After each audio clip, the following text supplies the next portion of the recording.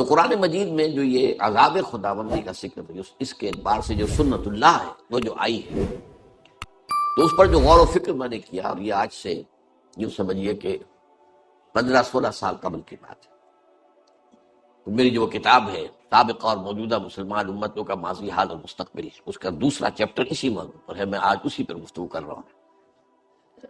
یہ سنت اللہ کیا ہے؟ 5 باتیں اہم نوٹ کرنے کی۔ پہلا جو اصول ہے وہ یہ ہے کہ یہ دنیا دار الامتحان ہے، دار الجزا نہیں ہے۔ بیسیکلی یہ دار الامتحان ہے۔ خلق الموت والحیات لیبلوکم ایکم احسن عملا، سورہ ملک میں جو فرمایا، اس نے یہ موت اور حیات کا سلسلہ اس لیے بنایا ہے تاکہ تمہیں جانچے، پرکھے، آزمائے کہ کون ہے تم میں سے اچھے عمل کرنے والے۔ یہ ایک امتحانی وقفہ ہے۔ یہ بات ذہن میں رہے کہ قرآن مجید کی روح سے انسان کی زندگی جو ہے وہ بہت طویل عمل ہے، بہت طویل عمل ہے، بہت طویل عمل ہے۔ وہ جو اقبال نے کہا ہے کہ تو اسے پیمانہ امروز و فردا سے نہ ناپ، یہ آج کل پرسوں، یہ 7 دن میں ہفتہ ہو گیا، پھر مہینہ ہو گیا، یہ پیمانے کیا ہیں؟ انسان کی زندگی ان پیمانوں سے ناپی جانے والی نہیں۔ تو اسے پیمانہ امروز و فردا سے نہ ناپ، جاویداں پہ ہم دواں ہر دم جمع ہے، بہت طویل ہے۔ سب سے پہلی بات تو ہم جانتے ہیں ایک یہ حیات دنیاوی ہے، ایک حیات برزخی ہے، جو آج آنکھ بند ہوگی یہاں قبر میں اتار دیے جائیں گے تو حیات برزخی شروع، وہ بھی حیات ہے۔ پھر حیات اخروی ہے جس کا کوئی انکار ہے ہی نہیں، جاویداں پہ ہم دواں ہر دم جواں ہے زندگی، وہ تو اس کا تو خاتمہ بھی ہے ہی نہیں۔ اور اس میں ایک اور بات جو لطیف ہے، جو میرا جو کتاب چاہے کہ زندگی، موت اور انسان، یہ چھوٹا سا کتاب چاہے، میرا خیال ہے 20-25 صفحے ہوں گے کل، اس میں ایک اور حقیقت میں نے بیان کی ہے۔ ایک زندگی اس دنیا میں آنے سے پہلے ہم گزار کے آئے، وہ زندگی تھی صرف روحانی زندگی، ارواح تھی ہماری، اجساد نہیں تھے، جسم نہیں تھے، اور ان ارواح سے اللہ نے عہد لیا تھا، الست بربکم قالوا بلی۔ ظاہر بات ہے کہ جن سے عہد لیا گیا ہے وہ کوئی معدوم شے تو نہیں تھی، وہ کوئی مردہ شے تو نہیں تھی۔ عہد تو ہوتا ہے، آپ کہتے ہیں میں بقائے نہیں ہوش و حواس اقرار کرتا ہوں، تو بغیر کسی ہوش و حواس کے عہد کا کوئی سوال ہی نہیں۔ تو ایک زندگی ہماری وہ تھی جو اس دنیا میں آنے سے پہلے ہم گزار چکے ہیں۔ اسی کو قرآن مجید میں سورہ مومن میں جو بیان کیا گیا ہے، یہ پھر اس میں کتاب سے کوئی آپ پڑھیں گے تو بات پوری سمجھ میں آئے گی کہ جہنمی جو ہے یہ فریاد کریں گے، ربنا امتنا اثنتین واحییتنا اثنتین فاعترفنا بذنوبنا فہل الی خروج من سبیل۔ اے اللہ تو نے ہمیں 2 مرتبہ مارا، 2 مرتبہ زندہ کیا، تو اب یہاں سے نکلنے کی بھی کوئی شک ہے کہ نہیں؟ 2 مرتبہ مارا، اور مارا پہلے ہے، امتنا اثنتین واحییتنا اثنتین۔ وہ ارواح کی تخلیق کے بعد ہمیں سلا دیا گیا، کولڈ سٹوریج میں رکھ دیا گیا، وہ پہلی موت تھی۔ پھر رحم مادر میں جب میرا حیولہ تیار ہو گیا 120 دن میں، پھر میری روح وہاں سے لا کر داخل کی گئی، اب یہ حیات دنیاوی شروع ہوگی۔ پھر موت ہوگی تو یہ جسم میرا جہاں سے آیا تھا وہیں جائے گا، وہ تو زمین سے آیا تھا، منہا خلقناکم وفیہا نعیدکم، لیکن وہ روح جہاں سے آئی تھی وہاں جائے گی۔ انا للہ و انا الیہ راجعون۔ اور وہ حیات اخروی ہے جس کی کوئی انتہا نہیں۔ تو اسے پیمانہ امروز و فردا سے نہ نام، جاویداں پہ ہم دواں ہر دم جواں ہے۔ اس میں سے یہ وقفہ تھوڑا سا کیا ہے، ایک موت، پھر زندگی، پھر موت۔ یہ کیوں؟ یہ چھوٹا سا وقفہ 40-50 سال، 70 سال، بلکہ 70 سال بھی ہو جائیں تو ان میں سے آپ نکال دیجئے، پہلے 15-20 سال تو ابھی شعور ہی نہیں ہوتا، اور بعد میں بھی جو ہے اگر کسی کو زیادہ عمر ملے تو پھر جو ہے انسان کے حواس اور اس کی قوا جو ہے ذہنی وہ کمزور پڑ جاتے ہیں۔ تو یہ تھوڑا سا وقفہ ہے، یہ گزر حقیقت، یہ ہے ایک امتحانی وقفہ، کہ ایک 3 گھنٹے کا امتحان ہوتا تھا جو ہم دیتے رہتے تھے بیٹھ کر، ایک 30 سال کا، 30 برس کا امتحان ہے، اس میں امتحان ہونے کی حیثیت سے کوئی فرق نہیں۔ بہرحال اصل بات کیا تھی؟ یہ دنیا اصلاً دار الجزا نہیں ہے، یہ دار الامتحان ہے۔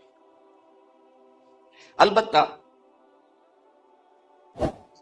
محاسبہ اخروی کا جو پہلا مرحلہ ہے، جب بعد میں اصل جو آئے گا محاسبہ، وہ تو آخرت میں آئے گا۔ وہاں معاملہ یہ ہوگا کہ پہلا مرحلہ یہ ہے کہ تمام امتوں پر اس کے رسول جو بھیجے گئے تھے وہ کھڑے ہو کر ٹیسٹیفائی کریں گے کہ پروردگار تیرا جو دین، تیری ہدایت ہم تک آئی تھی، ہم نے پہنچا دی تھی۔ فَكَيْفَ إِذَا جِئْنَا مِنْ كُلِّ أُمَّةٍ بِشَهِيدٍ وَجِئْنَا بِكَ عَلَىٰ هَٰؤُلَاءِ شَهِيدًا۔ اس کے بعد پھر انڈیویجول معاملہ، اخروی حساب جو ہے اس کا پہلا مرحلہ اجتماعی ہو گیا، لیکن وہ صرف محاسبے کا نہیں، اتمام حجت کا ہے کہ دیکھو تمہارے پاس ہمارا دین پہنچ گیا تھا، ہمارا پیغام پہنچ گیا تھا، اب بتاؤ تم نے کیا۔ لیکن اس کے بعد ایک ایک شخص کا حساب ہوگا، پھر اجتماعی نہیں ہوگا کہ فلاں پیر کے مرید چلے جائے راستہ کھلا ہوا ہے، اور فلاں جو ہے کوئی دینی قائد جو ہے اس کے ماننے والے چلے جائیں، ان کے لیے یہ دروازہ کھولتے نہیں۔ انڈیویجول کلہم آتی ہے یوم القیامت فردا، جو بھی آئے گا قیامت کے دن اللہ کی عدالت میں کھڑا ہوگا انفرادی۔ تم بتاؤ تم نے کیا کیا، تمہیں ہم نے یہ دیا یہ دیا یہ دیا۔ اور آپ کو معلوم ہے، یہ کئی دفعہ میں نے بات واضح کی ہے، ہر انسان کو اللہ نے برابر چیزیں نہیں دی، کسی کو زیادہ دی ہے، کسی کو کم دی ہے۔ کوئی پیدائشی طور پر جو ہے بہت ذہین ہے، کوئی اتنا نہیں ہے، یقون ذہن ہے ہوتے ہیں، کوئی پیدائشی طور پر جسمانی طور پر کمزور ہوتے ہیں، کوئی پیدائشی طور پر قوی ہوتے ہیں۔ پھر حالات مختلف ہیں، کہاں پیدا کیا۔ ظاہر بات ہے کہ جینز جو آپ لے کر آ رہے ہیں، میں لے کر آیا ہوں، وہ میرے اور ہیں، آپ کے اور ہیں۔ اور پھر یہ کہ جس ماحول میں میں پلا بڑھا ہوں وہ اور تھا، آپ اس میں پڑے بڑے وہ اور ہیں۔ یہ گیون ہے انسان کے لیے۔ اب اس میں مزید گیون کیا ہے، تم تک میری ہدایت بھی پہنچ گئی تھی، اب بتاؤ تم نے کیا۔ فَكُلُّهُمْ آتِيَ يَوْمَ الْقِيَامَةِ فَرْدًا۔ یہ معاملہ ہے اخروی حساب کا، جبکہ انفرادی طور پر ہر شخص سے معاملہ ہوگا۔ البتہ قوموں اور امتوں کا معاملہ ذرا مختلف ہے۔ قوموں اور امتوں کا حساب اس دنیا میں ہوتا ہے، وہاں معاملہ قومی سطح پر نہیں ہوگا، انفرادی سطح پر۔ ہو سکتا ہے کہ کوئی شخص محمد کا امتی اس کے ساتھ ہو اور وہاں اسے جہنم میں ڈال دیا جائے۔ کیوں؟ تمہارے دل میں ریاکاری تھی، بات ختم۔ بڑی سے بڑی فگر زیرو سے ضرب کھا کر زیرو ہو جاتی۔ تم بہت بڑے عالم تھے، ٹھیک ہے، اے اللہ میں نے یہ کیا، تیرا دین کا علم پھیلایا، کیا تم نے، لیکن تم نے اس لیے کیا تھا کہ کہا جائے کہ فلاں شخص بڑا عالم ہے۔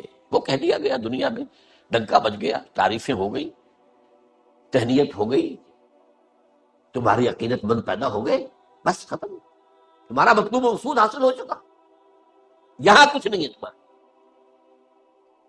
اے اللہ میں نے تیری راہ میں جنگ کی، میں نے جان دے دی، ٹھیک دی، لیکن تم نے جنگ کی تھی اس لیے یقال جریء، کہا جائے بڑا جرت مند آدمی ہے، صاحب کیا کہہ دیں اس کی، نیت یہ نہیں، فقط قیلا، وہ کہا جا چکا دنیا میں، تمہارا مقصود حاصل ہو چکا، you have already had your reward۔ اب یہ کچھ نہیں، بڑی کب کبھی تاریخ کرنے والی حدیث ہے یہ، یہی دولت مند کا معاملہ ہے، اللہ میں نے تیری راہ میں بڑی دولت خرچ کی تھی، تم نے کی اس لیے کی تھی، کہا جائے سخیون، بڑا سخی آدمی ہے، کیا کہنے اس کی، نیت یہ تھی۔ اگر یہ نیت نہیں ہے کہا جائے کوئی پرواہ نہیں، نیت یہ نہیں ہے کہا جائے بھائی بڑی بہادری سے لڑا فرق، نیت ہے تمہاری، اللہ نیت کو جانتا، ہم کسی کی نیت کا فیصلہ نہیں کر سکتے۔ تو معلوم ہوا کہ وہاں تو معاملہ جو ہے ہر ایک کا ایبسولیوٹلی انڈیویجول ہے، قومی نہیں ہے، جماعت کی نہیں، فلاں جماعت کے ارکان چلے جائیں بھائی دروازہ کھل گیا جنت کا، نہیں بھائی، اس جماعت کے ارکان میں سے ہر ایک کا معاملہ علیحدہ اسس ہو، یہ پرسنل اسسمنٹ ہے۔ لیکن قوموں کا معاملہ اور امتوں کا معاملہ جو ہے اس دنیا میں بڑا پیارا شعر ہے اقبال کا، فطرت افراد سے اغماس بھی کر لیتی ہے، نہیں کرتی کبھی امت کے گناہوں کو معاف۔ انڈیویجول کو دنیا میں نظر انداز کر دے گا، اس کو تو ٹھیک ہے، اس کو ہم نے جو بھی سزا دینی ہے آخرت میں دینی ہے، لیکن قوم بحثیت قوم آخرت میں پیش نہیں ہوگی، لہذا قوم کا حساب کتاب فطرت افراد سے اغماس بھی کر لیتی ہے، نہیں کرتی کبھی ملت کی گناہوں کو۔ یہ جو قومی معاملات ہوتے ہیں اس میں البتہ ایک استثناء ہے، اور اس میں اول تو یہ بات نوٹ کر لیجئے کہ جب کسی قوم پر دنیا میں عذاب آتا ہے تو اس میں گیہوں کے ساتھ گھن بھی پس جاتا ہے۔ یہ بھاگ رہا ہے، گیہوں کے ساتھ گھن بھی پس گئے۔ بہت سے وہ لوگ کہ جو بالفعل جو ہیں برے کام نہیں کر رہے تھے وہ بھی پکڑے جاتے ہیں۔ بس ایک امید کی کرن دکھائی گئی ہے کہ اس سے بچ سکیں گے وہ لوگ کہ جو برائی سے روکتے رہے، خود بھی بچے رہے اور روکتے بھی رہے، وہ بچ جائے۔ انجینا الذین ینہون عن السوء، ہم نے بچا لیا ان لوگوں کو جو برائی سے روکتے رہے تھے۔ یہ واقعہ سورہ اعراف میں تفصیل سے آیا ہے نا۔ اصحاب السبت یہودیوں کا ایک قبیلہ تھا جو ایک ساحل پر آباد تھا، غالباً ایلات کی جو بندرگاہ کہلاتی ہے۔ اب ظاہر بات ہے کہ وہاں کیا روزی کیا تھی، مچھلیوں کا پکڑنا۔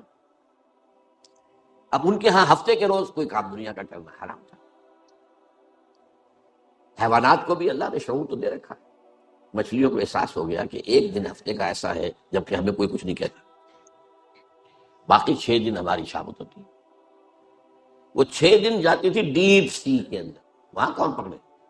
یہ آج کل کی طرح کی تو نہیں تھے ٹرالے بڑے، سینکڑوں ٹن کا ٹرالا پھر رہا ہے اور ڈیپ سی میں سے جا کر مچھلیوں کو پکڑ رہا ہے، وہ تو نہیں تھا معاملہ۔ تو ساحل کے قریب سے ہی وہ اپنے مچھرے جو بھی تھوڑا بہت ان کے پاس جال تھا اس سے پکڑتے تھے۔ تو وہ 6 دن جو ہے وہ ڈیپ سی میں چلے گئے، اور 7ویں دن جو ہے ہفتے کے روز آ کر اٹکیلیاں کر رہی ہیں، مچھلیاں اچھل رہی ہیں، کود رہی ہیں، یہ بیٹھے دیکھ رہے ہیں۔ اس میں امتحان ہو گیا۔ کچھ لوگوں نے ہیلا تراشا ایک، اچھا ایسا کرتے ہیں کہ ہفتے کے روز جا کر گڑھے کھود لیتے ہیں سمندر کے کنارے کے ساتھ ساتھ، اور نالی بنا دیتے ہیں کہ سمندر کا پانی ان میں آ جائے، مچھلیاں بھی آ جائیں گی، پھر ہم وہ بند کر دیں گے ہفتے کی شام کو، اتوار کو جا کے پکڑ لیں گے۔ تو اتوار کو پکڑانا ہم نے، ہفتے کو تو کچھ نہیں کیا۔ یہ ہے وہ ہیلا جو مذہبی ہیلا کرتا ہے نا آدمی، کہ ایک حکم کی اصل حکمت ختم، اس کا ڈھانچہ باقی رہ جائے۔ اس پر آیا قوم 3 حصوں میں تقسیم ہو گئی، ایک وہ جو بالفعل یہ کام کر رہے تھے، ایک وہ جو یہ کام نہیں کرتے تھے لیکن روکتے بھی نہیں تھے، ایک وہ جو رکے ہوئے بھی تھے اور روکتے بھی تھے۔ تو جب عذاب آیا اللہ کا، انجینا الذین ینہون عن السوء، ہم نے نجات دے دی ان کو کہ جو اس بدی سے روکتے رہے تھے۔ اب دوسرا عذاب جو ہے جو دنیا میں آتا ہے، جو عذاب استیصال ہے جو آتا رہا ہے، اب اس کا سلسلہ بند ہے سوائے ایک ماضی کے قرض کے جو ادا ہوتا ہے۔ اس کو اچھی طرح سمجھ لیجیے بات ہے۔ عذاب استیصال کسے کہتے ہیں؟ اصل کہتے ہیں جڑ کو، جڑ سے اکھاڑ لینا۔ ایک تو یہ ہے کہ آپ نے کسی پودے کو کاٹ دیا، اس کا تنا ہے، اس میں پھر کوئی شاخ نکل آئے گی، پھر کوئی پتیاں آ جائیں گی، آپ نے جڑ سے اکھیڑ لیا تو کچھ سوال نہیں۔ تو عذاب استیصال وہ ہے جو قوموں پر آیا اس انداز میں کہ ان کی جڑ کاٹ دی۔ اس کے لیے قرآن مجید جو الفاظ استعمال کرتا ہے وہ کیا ہے؟ کَلَّمْ یغنوا فیہا، ایسے ہوگا جیسے تھے ہی نہیں، جس کو ہم کہتے ہیں نسیم منسیہ ہو۔ کہیں فرمایا لا یرا الا مساکنہم، اب ان کے مسکن تو نظر آ رہے، محل تو نظر آ رہے، وہ رہنے والے نظر نہیں آ رہے، ان مکانوں کے مکین نہیں نظر آ رہے۔ سمود کے محل پہاڑوں کے اندر کھود کھود کر جو بنائے آج بھی نظر آتے، آج جا کے دیکھ لیجیے، 7,000 سال پرانی شہر، وہ آج کی نہیں۔ یو کین گو اینڈ سی دم۔ اور تیسری اصطلاح ہے فَقُطِعَ دَابِرُ الْقَوْمِ الَّذِينَ ظَلَمُوا، اس ظالم قوم کی جڑ کاٹ دی۔ اس لیے میں نے اس کے لیے لفظ آپ کو بھی بتایا، استیصال ایک استحصال ہے کے ساتھ، کسی سے کوئی زبردستی فائدہ لینا، استحصال، یہ استحصالی معاشرہ ہے، ایکسپلائٹیشن، ایک استیصال، اصل سے جڑ سے اٹھا۔ یہ کن قوموں پر آتا ہے؟ یہ آیا ہے جن کے پاس اللہ کو رسول بھیج دے، اور رسول اپنے قول اور اپنے عمل سے، اپنی دعوت سے اتمام حجت کر دے، اور قوم بحیثیت مجموعی اسے رد کرے۔ اس میں پہلی بات نوٹ کیجیے، یہ انبیاء کا معاملہ یہ نہیں، رسولوں کا معاملہ، رسول کا نسل۔ یہ ابھی میں آپ کو آیات میں سناؤں گا، رسول بھیجا جائے معین طور پر، جاؤ ادھر، اذهب الى فرعون انه طغى، جاؤ موسیٰ فرعون کی طرف۔ اب یہ رسول ہے۔ حضرت یوسف اس طرح بھیجے نہیں گئے تھے، وہ نبی تھے، رسول نہیں تھے۔ سمجھ رہے ہیں میری بات؟ نبی اور رسول میں بہت فرق ہے۔ بس ایک بات جو ہے سب کے نزدیک متفق علیہ ہے، نبی عام ہے، رسول خاص ہے۔ ہر رسول تو لازماً نبی ہے، ہر نبی رسول نہیں ہے۔ اسی لیے جو مشہور ہے کہ 1.25 جو ہے انبیاء آئے ہیں دنیا میں، جبکہ رسول 313 آئے۔ بہرحال ایک قوم کی طرف اللہ نبی بھیج رہا ہے، لیکن اس کے بعد پھر بالآخر اتمام حجت کے لیے ایک رسول بھیج دیا۔ اب اس رسول کی دعوت کا بحثیت مجموعی انکار کیا، 2 4 6 8 10 آدمی آ گئے، بس اللہ کا چل، ان پر وہ عذاب استیصال۔ گویا کہ ثابت ہو جاتا ہے اس قوم میں کوئی خیر نہیں ہے۔ وہ جو میں نے کچھ دنوں پہلے آپ کو سورہ نوح کی آیات سنائی تھی،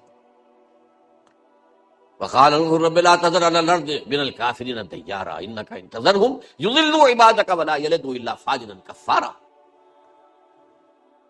اے پروردگار، اس قوم کا بیج مارا گیا، یہاں سے کسی خیر کی توقع، ان کی نسلوں میں سے بھی کوئی اب جو ہے خیر کی طرف آنے والا نہیں۔ کس درجے کی مایوسی اور کس قدر غضب۔ تو جب رسول آ گیا اور بات نہیں مانی تو پھر وہ قوم ہلاک، کأن لم یغنوا فیہا لا یری الا مساکنہم قطع دابر القوم الذین ظلموا۔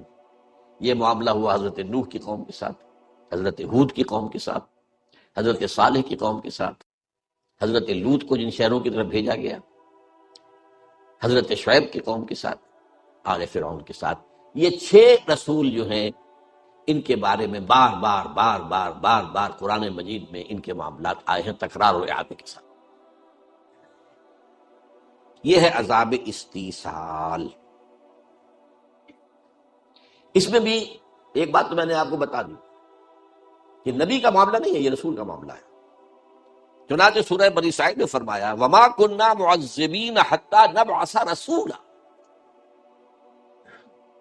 ہم عذاب، یہ عذاب مراد عام عذاب نہیں، عذاب استیصال یہاں مراد۔ اب یہ وہ چیزیں ہوتی ہیں جو قرآن کے متعلق کو آپ کرتے ہیں کہ یہاں پر اس سے مراد کیا، یہ عذاب عام نہیں، یہاں پر عذاب کی قسمیں تو بہت سی ہیں، میں گنہ رہا ہوں آپ۔ یہ عذاب استیصال جو ہے، کسی قوم کو نیست و نابود کر دینا، نسیم منسیہ کر دینا، جڑ کاٹ دینا، یہ عذاب جو ہے وما كنا معذبین حتی نبعث رسولا، ہم کسی پر یہ عذاب نہیں بھیجتے رہے جب تک کہ رسول کو مبعوث نہ کریں۔ اور یہ بات آگے اور فرمائی ہے وما كان ربك مهلك القرى حتى يبعث في امها رسولا۔ اللہ کا یہ معاملہ نہیں رہا کہ وہ بستیوں کو ہلاک کر دے جب تک کہ ان کی مرکزی بستی کے اندر رسول نہ بھیج دے۔ یہ اب ظاہر بات ہے کہ ایک قوم ہے، اس کی بستیاں ہیں، آبادیاں ہیں، اب ہر بستی ہر آبادی میں تو رسول نہیں بھیجا جائے گا نا، لیکن اس کی ایک مرکزیت ہے، اس کا ایک مرکزی جگہ ہے۔ اس لیے مکہ کو کہا گیا ام القری، یہ عرب کی بستیوں کی ماں، جڑ یہ ہے۔ حتی نبعث فی امہا رسولا، جب تک کہ ان کی جو جڑ والی اور مرکزی بستی ہوتی ہے اس میں ہم رسول نہیں بھیج دیتے تھے، اس وقت تک کوئی ہلاکت کا یہ عذاب اللہ تعالیٰ نہیں بھیجتا رہا ہے۔ یہ عذاب بھی ایک اور بات جو قرآن سے معلوم ہوتی ہے سورہ سجدہ سے، ایک دم نہیں آ جاتا۔ رسول ہے، دعوت دے رہا ہے، بات ابھی پہنچ رہی ہے، کچھ تک پہنچ گئی ہے، کچھ تک ابھی نہیں پہنچی ہے، لیکن اس دوران میں اللہ چھوٹے چھوٹے عذاب بھیجتا رہتا ہے تاکہ ہوش میں آ جائے، جاگ سکتے ہو تو جاگ جائے۔ آسانیوں سے عیش ہے، کھانے کو آ رہا ہے، یاتیہا رزقہا رغدن من کل مکان، رزق بھی چلا آ رہا ہے، کھا رہے ہیں، تو آدمی کے اندر ظہور پیدا ہو جاتا ہے، غفلت پیدا ہو جاتی ہے۔ اسی لیے حدیث میں آتا ہے ما قل وکفی خیر مما کثر والہا، جو چیز زیادہ ہو اور تمہیں غافل کر دے اس سے بہتر ہے وہ جو کم ہو لیکن کفایت ہو جائے، بس ضرورت پوری ہو جائے، کسی کے سامنے ہاتھ نہ پھیلانا پڑے، اپنی عزت نفس ہتھیلی پر رکھ کر کسی کے سامنے پیش نہ کرنی پڑے۔ ما قل حکم، ما قل وکفا خیر مما کثر والہا، یہ بہتر ہے اس سے کہ جو کثیر ہو لیکن اس کثرت کی وجہ سے غفلت آ جائے، الہا ہو جائے، الہاکم التکاثر، پھر آدمی جو ہے سمجھتا ٹھیک ہے مال تو ہے میرے پاس، کائے کی فکر ہے۔ اس اعتبار سے یہ عذاب استیصال کے آنے سے پہلے چھوٹے چھوٹے عذاب، وَلَنُذِيقَنَّهُم مِّنَ الْعَذَابِ الْأَدْنَىٰ دُونَ الْعَذَابِ الْأَكْبَرِ لَعَلَّهُمْ يَرْجِعُونَ، یہ سورہ سجدہ کی آیت ہے۔ یہ سورہ مبارکہ جو حضور جمعے کو عموماً فجر میں پہلی رکعت میں پڑھتے تھے، سورہ سجدہ۔ وَلَنُذِيقَنَّهُم مِّنَ الْعَذَابِ الْأَدْنَىٰ دُونَ الْعَذَابِ الْأَكْبَرِ، عذاب، اب اس کو عذاب اکبر کہا گیا، جسے میں عذاب استیصال کہہ رہا ہوں، وہ بڑے عذاب سے پہلے کہ جبکہ ان کا بالکل نسیہ منسیہ کر دیا جائے، اس سے پہلے چھوٹے چھوٹے عذاب، تاکہ اگر ہوش میں آ سکتے ہوں تو آ جائے۔ اگر نشہ جو ہے وہ تھوڑا ہے تو آدمی جو ہے ہوش میں آ جائے گا، ڈیپ بے آدمی تو خیر اس کا کوئی امکان نہیں، لعلہم یرجعون، تاکہ جو بھی لوٹ سکتے ہو لوٹ آئیں، جو بھی جاگ سکتے ہو جاگ جائیں۔ اب اس کے بارے میں آپ سے کہہ رہا تھا کہ یہ عذاب اب کسی قوم پر نہیں آئے گا۔ کیوں نہیں آئے گا؟ اب نہ کوئی رسول آئے گا نہ یہ عذاب آئے گا۔ اس عذاب کے لیے شرطیں لازم ہیں، وما کننا معذبین حتی نبعث رسولا، رسول تو کیا آئے گا؟ نبی ہی نہیں آئے گا، جو نبی رسول کہاں سے آ جائے گا؟ وہ تو نبوت ختم ہو گئی محمد رسول اللہ صلی اللہ علیہ وسلم۔ رسالت کے لیے نبوت تو پری کوالیفیکیشن ہے، پری کوالیفیکیشن، پہلے نبی ہو تو پھر رسول ہو۔ لہذا یہ عذاب کسی پر نہیں آئے گا، الا ایک استثناء ہے، یہ بہت اہم بات ہے، سمجھ لیجیے۔ ماضی کا ایک قرض ہے جو ادا کرنا، وہ قرض کیا ہے؟ یہودیوں کی طرف اللہ نے رسول بنا کر بھیجا حضرت عیسیٰ کو۔ سورہ آل عمران میں فرمایا رسولاً الی بنی اسرائیل، نبی تو ان سے پہلے بہت آئے تھے، بالکل ان کے زمانے میں بھی موجود تھے، حضرت یحییٰ نبی تھے، حضرت زکریا ان کے والد نبی تھے، نبی تو تھے، لیکن آخری پھر حجت کے طور پر میں نے کہا نبی تو آتے رہتے تھے، آتے رہتے تھے، آتے رہتے تھے۔ نبی کے ساتھ وہ معاملہ نہیں ہے کہ اگر آپ نے دعوت رد کر دی تو ان پر عذاب آ جائے گا، نہیں، لیکن رسول کے بعد پھر عذاب آنا۔ بنی اسرائیل نے حضرت عیسیٰ کا انکار کیا ہے، سورج کو نہ صرف انکار کیا، ان کو ہلاک کرنے کے در پہ ہوئے۔ یہ ان کے علماء کا فتویٰ تھا کہ مسیح مرتد ہے، جادوگر ہے، کافر ہو گیا ہے۔ اس سے پہلے اس سے بھی بڑی بات کہتے تھے کہ یہ ولد الزنا ہے، آج بھی کہتے ہیں یہودی باسٹرڈ۔ اور کمال یہ ہے دیکھیے کہ ان یہودیوں کو عیسائیوں نے اپنے سر کے اوپر اٹھایا ہوا ہے، جو ان کے نبی کو، نبی نہیں، جو ان کو خدا، جو ان کا جو خدا ہے ان کو باسٹرڈ کہتے ہیں۔ یہ کمال ہے دنیا کے اندر، اس کا تو آپ نے کہیں کوئی مثال دیکھی ہی نہیں ہوگی۔ سن آف مین پکچر بناتے ہیں باقاعدہ، تم جسے سن آف گاڈ کہتے ہو سن آف مین ہے۔ اتنی ان کی جرت ہے، جسارت ہے، اس طرح چھائے ہوئے ہیں عیسائیوں کے اوپر۔ فرنگ کی رگے جہاں پنجہ یہود میں، عیسائیت در حقیقت پنجہ یہود کے اندر ہے، اعلی کار ہے۔ لہذا اللہ نے کیا کیا؟ ایک شکل تو یہ تھی کہ اسی وقت یہود کے اوپر عذاب استحصال آ جاتا۔ اللہ نے جیسے کہتے ہیں کہ ذرا اس مقدمے کو ابھی فریز کر دیجیے، عیسیٰ کو اٹھا لیا زندہ اور ان پر سے عذاب ڈال دیا، انہیں ایک اور موقع دیا گیا۔ محمد صلی اللہ علیہ وسلم کی آمد پر اب بھی تمہارے لیے موقع ہے، اگر ایمان لے آؤ محمد پر صلی اللہ علیہ وسلم، تمہاری نجات ہو جائے۔ انہوں نے حضور کو نہ صرف رد کیا بلکہ بدترین دشمن جو ہیں، حضور کے زمانے سے لے کر اس زمانے تک بدترین دشمن یہودی ہے۔ ہندو تو ایک لوکل سا معاملہ ہے، ہندو ہندوستان کی سرحدوں سے باہر کبھی نکلا ہی نہیں، وہ تو ایک بہت ہی ایک اپنے ہی جو بھی کہیے گولیا کے اندر گڑ پھوڑنا، ان کے اندر بھی دشمنی بہت ہے، لیکن آپ مقابلہ نہیں، جو یہود کے اندر دشمنی ہے حضور۔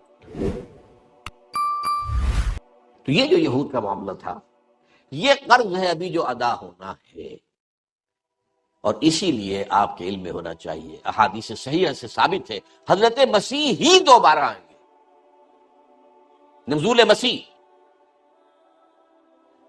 اور انہی کے ہاتھوں عذاب آئے، یہ قرض ہے پچھلا جو ادا ہوگا۔ تو یہ سمجھ لیجئے کہ اس میں ایک صرف استثناء ہے اور وہ یہود کا ہے، اور یہ تو معلوم ہوتا ہے کہ جو ان کے پیش نظر ہے گریٹر اسرائیل قائم کرنا، وہ ایک دفعہ تو ہو جائے گا۔ روکنے والا ہے کون ان کا؟ آپ کو معلوم ہے پیا بنے کوتوال ڈر کا ہے کا، دنیا کا کوتوال امریکہ کا ہے، امریکہ میرے پنجے میں ہے، ختم بات۔ ابھی جو انتخاب وہاں ہوا ہے کھل کر کہہ دیا تھا یہ ہمارا ہی ساتھی ہے، ہمارا ہی، یہ تو خاص طور پر ہمارا ساتھی ہے۔ اس نے تو، اوباما نے تو اپنا وائٹ ہاؤس کا جو چیف آف سٹاف بنوایا وہ یہودی، کٹر یہودی، کٹر یہودی، لیکوڈ پارٹی سے تعلق رکھنے والا، ایکسٹریم رائٹسٹ، زائنسٹ۔ ابھی جو کچھ ہوا ہے خاموش رہا ہے اوباما، ایک حرف نہیں کہا اس نے، جو کچھ بھی فلسطینیوں کے اوپر اور غزہ میں جو بھی قیامت ڈھائی گئی ہے، ایک حرف نہیں کہا۔ دو باتوں کے بارے میں وہ پازیٹیو رہا ہے، اسرائیل کا ساتھ، اور افغانستان میں رہنا ہے، اور پاکستان کا بھی بھرکس نکال دینا ہے اگر بات نہیں آتا۔ He's consistent on that۔ اور یہ بات اب کہی جا رہی ہے کہ بش کے مقابلے میں کہیں زیادہ سخت رویہ ہوگا اوباما، اس لیے کہ امریکن ایڈمنسٹریشن کا یہ خیال تھا کہ یہ جتنے پیسے ہم سے لے رہا ہے تو اتنا کام اس میں کر نہیں رہا، بلکہ پاکستانی فوج کا ایک عنصر ہے کہ جو طالبان کو سنبھال کے رکھنا چاہتا ہے مستقبل کے لیے، کہ آئندہ یہ ہمارے ساتھی بن سکیں گے اور ہمارے مددگار بن سکیں گے۔ بہرحال یہ ایک میرے آج کے موضوع سے علیحدہ بات ہو گئی، میں صرف آپ کو یہ بتا رہا تھا کہ یہ استثناء ہے کہ وہ عذاب استیصال اب کسی اور قوم پر نہیں آ سکتا، اس لیے کہ نہ نبی آئے گا، نہ رسول آئے گا، نہ عذاب استیصال آئے گا۔ وما كنا معذبین حتی نبعث رسولا، اور وہ جو میں نے آپ کو آیت سنائی دوسری، وما كان ربك مهلك القرى حتى يبعث في امها رسولا، سوائے اس کے کہ یہودیوں کا گریٹر اسرائیل بنے گا، لیکن یہی greater graveyard of the Jews, احادیث میں کھلی خبریں موجود ہیں، واضح خبریں موجود ہیں، وہ آخری عذاب استیصال ان پر آنا ہے، یہ لیکن ماضی کا ایک قرض ہے جو ادا ہوگا۔ اب آئیے اگلے جو آئٹم ہے، رسولوں کی امتوں پر عذاب۔ ایک تو وہ ہے جو رسولوں کا جنہوں نے انکار کیا، بالکل یہ انکار کر دیا تو ختم۔ رسولوں کی امتوں پر جو عذاب آتا ہے وہ کیوں آتا ہے؟ لما تقولون ما لا تفعلون کبر مقتا عند اللہ ان تقولوا ما لا تفعلون۔ جس قوم کو اللہ اپنی کتاب دے، اپنی شریعت دے، وہ اس زمین پر اللہ کی نمائندہ بن جاتی ہے۔ اگر وہ اس کتاب اور شریعت کے مطابق عمل کرے تو رحمتیں ہوں گی، لئن شکرتم لازیدنکم، اور دوں گا اور دوں گا اور دوں گا۔ اور اگر تم نے اپنے عمل سے مس ریپرزینٹ کیا ہمارے دین کو تو تم کافروں سے بدتر۔ پھر یہ نہ سمجھنا کہ ہم تو فلاں کے امتی ہیں، ہم تو فلاں کے اولاد ہیں، ہم تو ابراہیم کی اولاد ہیں، ہم تو یعقوب کی اولاد ہیں، بنی اسرائیل ہیں، ہم تو محمد کے امتی ہیں۔ کچھ بھی ہوا کرو، معاملہ محمد کے امتی ہو، لیکن تورات سے تم خود کیا ہو؟ یہ عذاب جو ہے، اس کو اچھی طرح ہمیں جو سمجھنا ہے وہ یہ عذاب ہے۔ اس عذاب کے بارے میں جان لیجئے کہ اس میں دو اس کی شقیں ہیں، ایک عمومی جو پوری امت کے اوپر آ جاتا ہے، وہ کیا ہے؟ ذلت اور مسکنت، کمزوری اور کم ہمتی۔ یہ معنوی شے ہے، یہ مادی شے نہیں، معنوی شے، کمزوری اور کم ہمت۔ اور دوسرا عذاب ہوتا ہے قتل و غارت، دشمنوں کے ہاتھوں شکست، قتل غارت۔ یہ عذاب جو ہے وقتاً فوقتاً، وقتاً فوقتاً، وقتاً فوقتاً، یہ جو اب آپ اس کی جو کلاسیکل ایگزامپل ہے، اپنی بات میں براہ راست کر دوں گا تو آپ کے جذبات کو ٹھیس لگے گی، شاید آپ مجھ سے ناراض بھی ہو جائیں۔ امت محمد کے بارے میں یہ باتیں کرتا ہے صلی اللہ علیہ وسلم۔ اسی لیے ایک شعر بھی میں نے کوٹ کیا ہے اس میں، خوش طرح باشد کے چھرے دل براں، گفتہ آیت در حدیث دیگراں۔ کسی اور کی بات میں کوئی بات کہہ دی جائے تو پھر آدمی کے لیے اپنے لیے بھی اس کو قبول کرنا آسان ہو جاتا۔ ہم سے پہلی امت تھی امت بنی اسرائیل، امت موسیٰ۔ موسیٰ صاحب کتاب تھے اور صاحب شریعت تھے، عیسیٰ صاحب شریعت نہیں تھے، صاحب کتاب تھے۔ عیسیٰ اصل میں وہی بنی اسرائیل کے سلسلے کی کڑی ہے، تو علیحدہ نہیں ہے۔ امت دو ہی ہے، امت موسیٰ، امت محمد صلی اللہ علیہ وسلم۔ اب آپ نوٹ کیجئے امت موسیٰ کے بارے میں قرآن 4 دفعہ کیا بات کہہ رہا ہے۔ سورہ بقرہ میں 2 دفعہ، یا بنی اسرائیل اذکروا نعمتی التی انعمت علیکم وانی فضلتکم علی العالمین۔ یہ تو اتنی تمہیں یاد ہوں گی آیتیں۔ 6 رکوع کی پہلی آیت بھی یہی ہے، 15ویں رکوع کی پہلی آیت پھر یہی، ایگزیکٹلی دی سیم ورڈز۔ اے بنی اسرائیل یاد کرو میرے اس احسان کو جو تم پر ہوا، اور میں نے تمہیں تمام جہان والوں پر فضیلت دی تھی۔ یہ الفاظ یہ کسی یہودی کے نہیں ہیں، یہ اللہ کے کلام، یہ کوئی تورات کے نہیں ہے کہ کسی نے لکھ دیا ہوا یہودی نے، شامل کر دیے ہوں گے الفاظ۔ اس سے آگے بڑھیے، سورہ جاسیہ میں فرمایا وَفَضَّلْنَاهُمْ عَلَى الْعَالَمِينَ،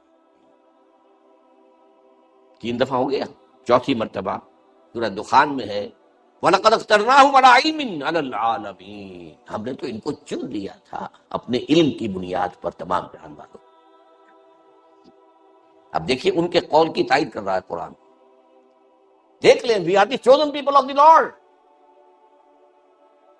ہم تو خدا کے چنیدہ بندے ہیں، منتخب بندے ہیں، ہمیں تو چنا ہے، قرآن کہہ رہا ہے وَلَقَدْ اخْتَرْنَاهُمْ عَلَىٰ عِلْمٍ عَلَى الْعَالَمِينَ۔